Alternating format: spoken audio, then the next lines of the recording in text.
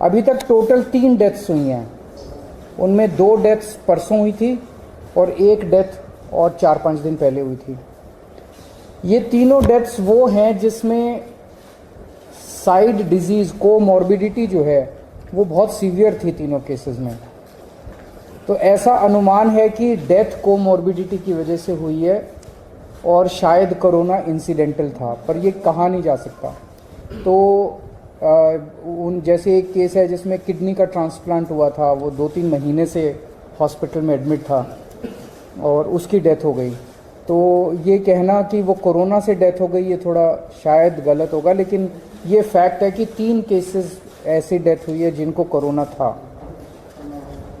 इन 3 में से 2 दिल्ली के बाहर के रहने वाले थे।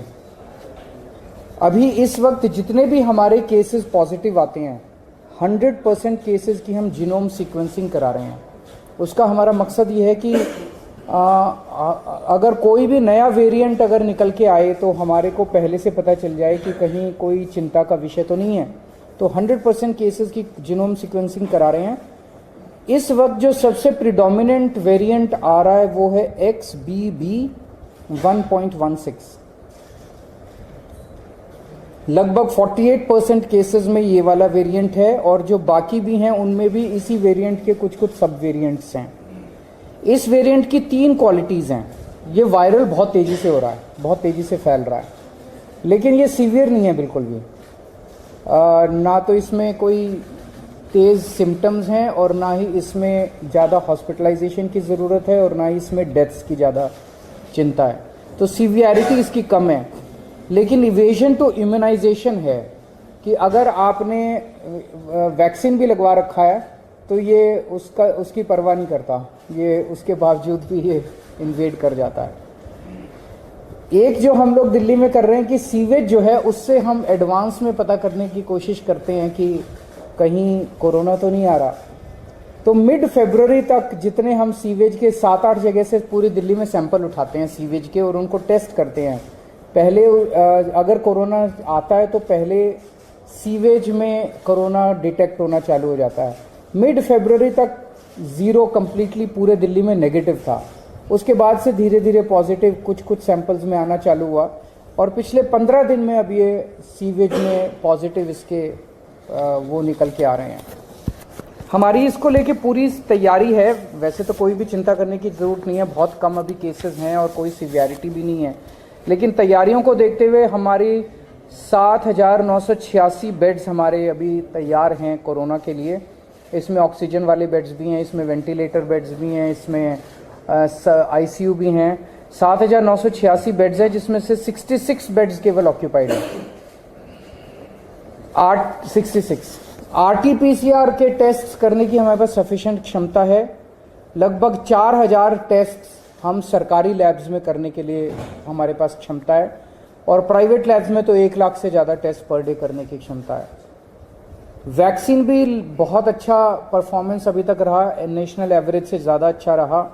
18+ की कैटेगरी में तो लगभग सबको वैक्सीन लग चुकी है और 18 से निचली उसमें आए तो फर्स्ट डोज सबको लग चुकी है, सेकेंड डोज भी 85% के लगभग लोगों को लग चुकी है। हमारे पास सफिशिएंट एम्बुलेंस है, सफिशिएंट ऑक्सीजन अवेलेबल है, सफिशिएंट ऑक्सीजन स्टोरेज की कैपेसिटी है। 26 मार्च को हम लोगों ने 38 सरकारी दिल्ली सरकार के हॉस्पिटल्स की खुद ब खुद एक मॉक ड्रिल की थी कि बाई चांस अगर हो जाए तो, और इसमें जितने मान लीजिए कोई इक्विपमेंट काम नहीं कर रहा था, ऑक्सीजन वाली अवेलेबल है नहीं है, वैक्सीनेशन, सारी चीज़ों की एक से ट्रायल करके देखा था कि सारी चीज़ें काम कर रही है कि नहीं कर रही। अब केंद्र सरकार के निर्देश आए हैं 10 और 11 अप्रैल को एक बारी सारे सरकारी और प्राइवेट हॉस्पिटल्स की मॉक ड्रिल की जाएगी। इसके ऊपर दिल्ली सरकार एक कैंपेन चलाएगी। अब एक मीडिया कैंपेन चलाया जाएगा लोगों को कोरोना के बारे में जागरूक करने के लिए और एहतियात बरतने के लिए कि कोविड अप्रोप्रिएट बिहेवियर फॉलो किया जाए। एयरपोर्ट के ऊपर 2% के लगभग पैसेंजर्स को रैंडम टेस्टिंग की जा रही है और जितने भी दिल्ली सरकार के हॉस्पिटल्स हैं सबको बोल दिया गया है कि आइसोलेशन वार्ड्स कोरोना पेशेंट्स के लिए रखे हैं। कहीं ऐसा ना हो कि किसी को बहुत सीरियस, मान लिया ILBS में किसी को किडनी ट्रांसप्लांट हुआ, उसको कोरोना हो गया, अब उसको कोरोना वाले हॉस्पिटल में नहीं ले जाएंगे हम, वहीं पे अगर आइसोलेशन बेड होगा तो वहीं पे उसको एक अलग वार्ड में कर देंगे, तो उसका कोरोना का किडनी का भी ट्रीटमेंट होता रहेगा और उसका कोरोना। तो हर अस्पताल के अंदर एक आइसोलेशन वार्ड की तैयारी की गई है। जितने सारी केसेस हैं एक्यूट रेस्पिरेटरी डिजीज़ वाले, उनमें जैसे ही मरीज एंटर करता है हॉस्पिटल में उसको तुरंत मास्क दे दिया जाता है। उनको 100% उनके टेस्ट्स किए जा रहे हैं। और जितने इन्फ्लुएंजा वाले लाइक सिम्टम्स वाले पेशेंट्स हैं उनको 5% उनके रैंडम टेस्ट किए जा रहे हैं। तो ओवरऑल दिल्ली में लोगों को घबराने की ज़रूरत नहीं है। सरकार पूरी तरह से नज़र रखे हुए और सरकार पूरी तरह से किसी भी इवेंचुअलिटी को फेस करने के लिए तैयार है। सर बूस्टर डोज का क्या स्टेटस है? क्योंकि हमने देखा था कि जब कोविड था तो बहुत सारे लोग बूस्टर डोज लगवाए थे, लेकिन अब बहुत कम हो गया, इक्के लोग ही जाते हैं बूस्टर डोज। इसका क्या स्टेटस है अपना? सर बूस्टर डोज अब नो लॉन्गर एजुकेटेड और अब जो है नहीं लगाई जाती।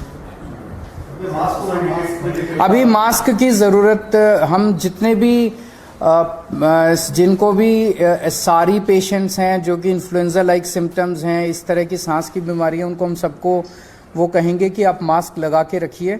लेकिन अभी केंद्र सरकार की तरफ से कोई गाइडलाइन नहीं है और जैसे जैसे केंद्र सरकार गाइड करेगी हम उस पर स्टेप्स लेंगे। स्कूलों का सेशन शुरू होने वाला है, क्या स्कूल गोअर्स बच्चों के लिए एहतियात की जरूरत? अगर ऐसी कोई ज़रूरत होगी तो हम समय समय पे करते रहेंगे।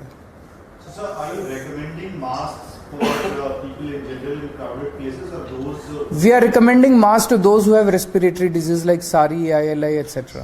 सर अक्सर ये देखा जाता था केस बढ़ते थे, हम रैंडम टेस्ट करा देते थे, खासतौर पर एयरपोर्ट और बस अड्डों पर। एयरपोर्ट पे 2% कर दी है। 2% से उसको बढ़ाया जाएगा और ज़रूरत पड़ेगी तो बढ़ाएंगे, बिकॉज ये सारी चीज़ें जो भी हम कर रहे हैं, देखिए सबसे ज़्यादा एक्सपर्टीज केंद्र सरकार के पास है and we look up to the central government for giving guidelines from time to time. जैसे जैसे केंद्र सरकार हमें गाइड करेगी हम उसको पूरी तरह से फॉलो करेंगे। उसको आपको याद होगा कि डिजास्टर मैनेजमेंट से अलग कर दिया गया था कोविड को। So now this is not being monitored by DDMA और NDMA।